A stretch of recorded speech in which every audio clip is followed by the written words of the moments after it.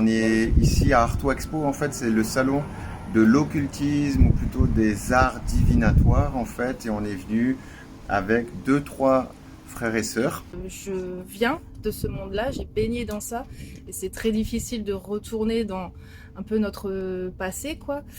Et j'ai envie de dire qui d'autre mieux placé que moi en fait pourrait parler des dérives et des dangers justement de ces arts divinatoires. En voyant le modèle de Jésus dans la Bible, on voyait que Jésus il a été dans l'enfer de la prostitution, dans l'enfer des arts divinatoires et même jusque dans l'enfer de la religiosité.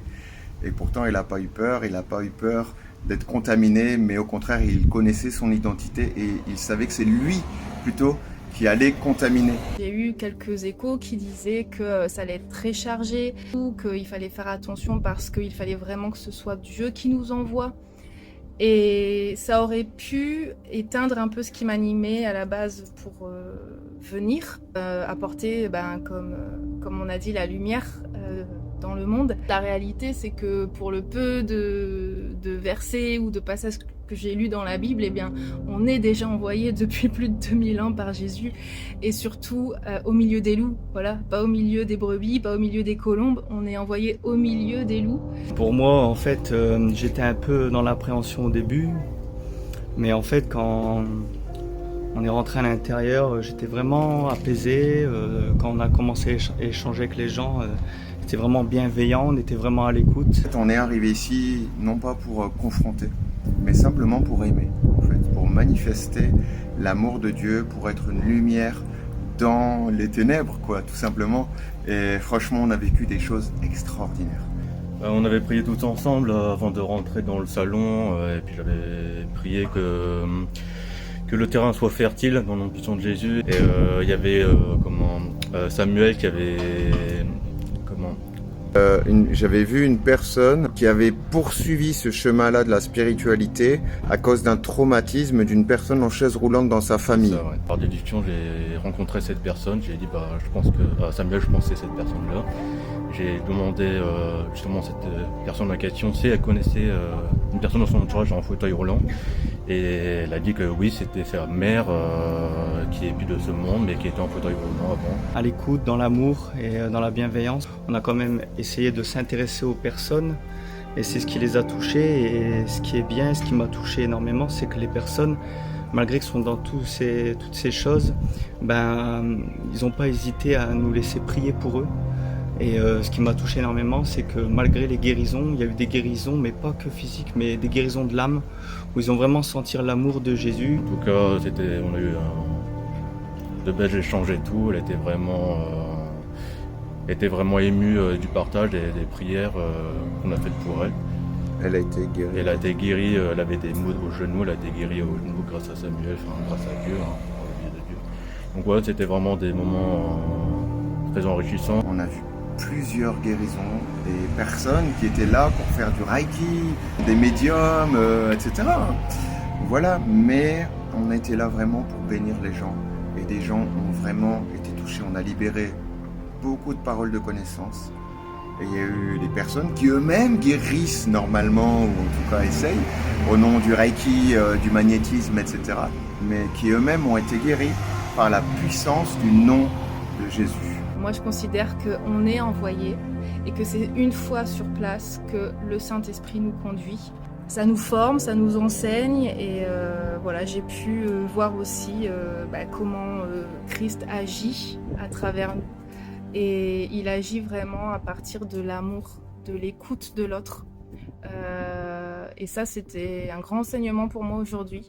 C'est que écouter l'autre pour vraiment être dans la compassion et lui témoigner l'amour de Christ pour cette personne et non pas juste l'écouter pour répondre quelque chose, juste écouter pour répondre des versets, juste écouter pour lui prouver noir sur blanc que dans la parole à tel verset c'est écrit telle chose et telle chose. Vraiment, on a amené la vérité dans ce lieu, on a amené la lumière. Jésus était la lumière à travers nous dans ce lieu et les gens l'ont vu. Ils l'ont aperçu, ils ont encore un voile, mais on sent qu'ils ont été touchés, que le Seigneur y a vraiment déposé une graine dans leur cœur. Et on a vraiment fait ça dans la simplicité tout simplement. Il a fait de nous un royaume. Bible dit aussi que le Père a trouvé bon de nous donner le royaume. Alors on croit simplement qu'en venant dans ce genre d'endroit, eh bien on vient avec le royaume. Et je pense qu'on est le sel de la terre, alors on vient saler là où il y a un manque de saveur, quoi, tout simplement. Il n'y a pas de miracle sans amour et c'est une grande leçon que j'ai appris aujourd'hui. Et c'est bénissant en fait de pouvoir donner ce que ce qu'on a reçu de Jésus, de pouvoir le donner à des personnes qui étaient dans les mêmes conditions que moi par le passé. Donc vraiment pour moi c'était fort et puissant et merci Jésus.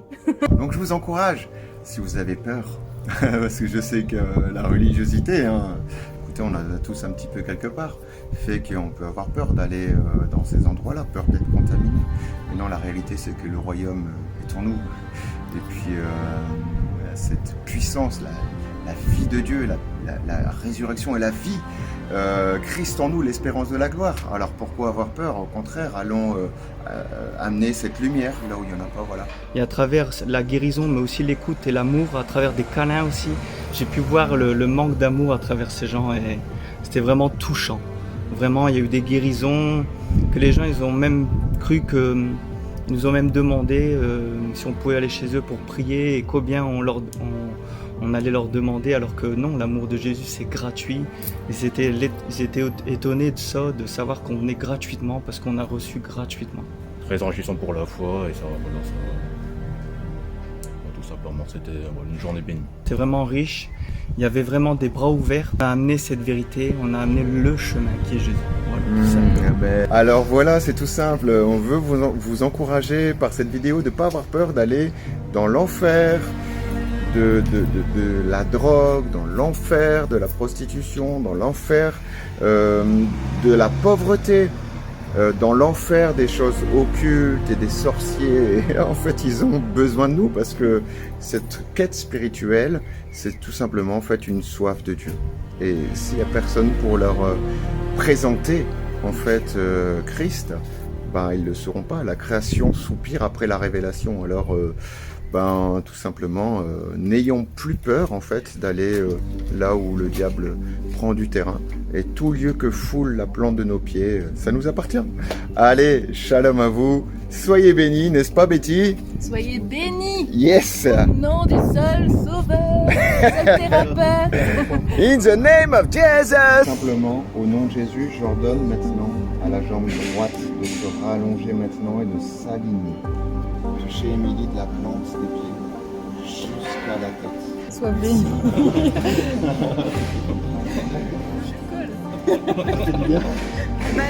C'est émouvant en fait. Ouais. Merci.